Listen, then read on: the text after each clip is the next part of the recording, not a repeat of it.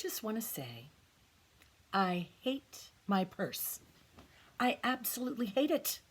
Now, if you're one of those women who thinks there's something great about purses, don't even bother listening because I have absolutely nothing to say to you. This is for women who are bad at purses, who hate their purses, who understand their purses are reflections of negligent housekeeping, hopeless disorganization, a chronic inability to throw anything away, and an ongoing failure to handle the obligations of a demanding and difficult accessory. The obligation, for example, that it should in some way match what you're wearing.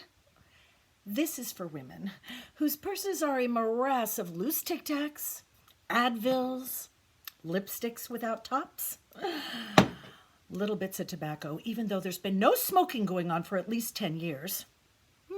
Tampons that have come loose from their wrappings, boarding passes from long forgotten airplane trips, hotel keys from God knows what hotel, leaky ballpoint pens, and Kleenexes that either have or have not been used, but there's no way to be sure one way or the other.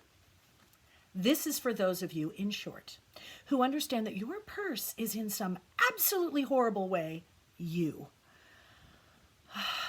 I realized many years ago that I was no good at purses, and for quite a while I did without one.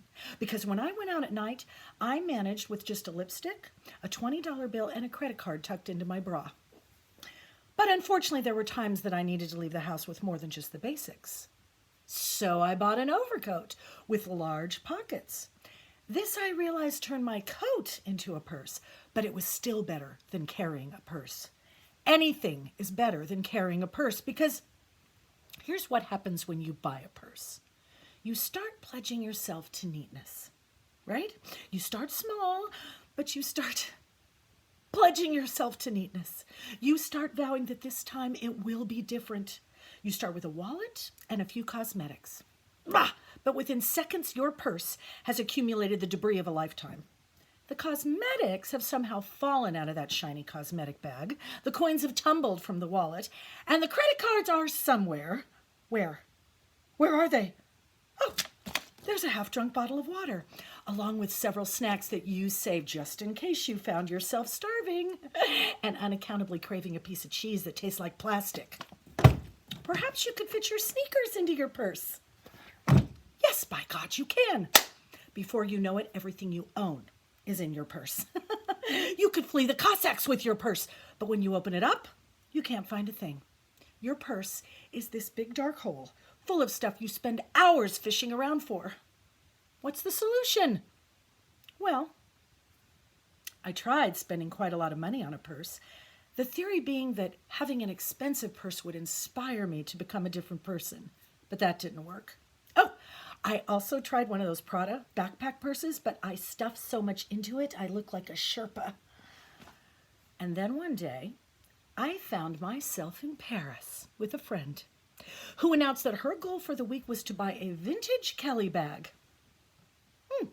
I had never heard of a Kelly bag. My friend looked at me as if I'd spent the century asleep in a cave. And she explained, a Kelly bag was an Hermes bag first made in the 1950s that Grace Kelly had made famous, hence the name. It was a classic. My friend had heard that there was a dealer in the local flea market who had several for sale. How much is this bag going to cost? I asked. I practically expired when she said about $6,000. Well, we went to the flea market, and there was the Kelly bag.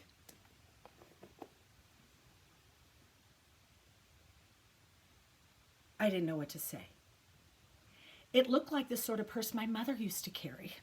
It barely held anything, and it hung stiffly on my friend's arm.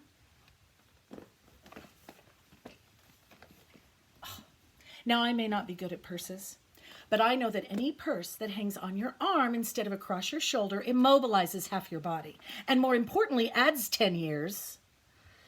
Anyway, my friend bought her Kelly bag.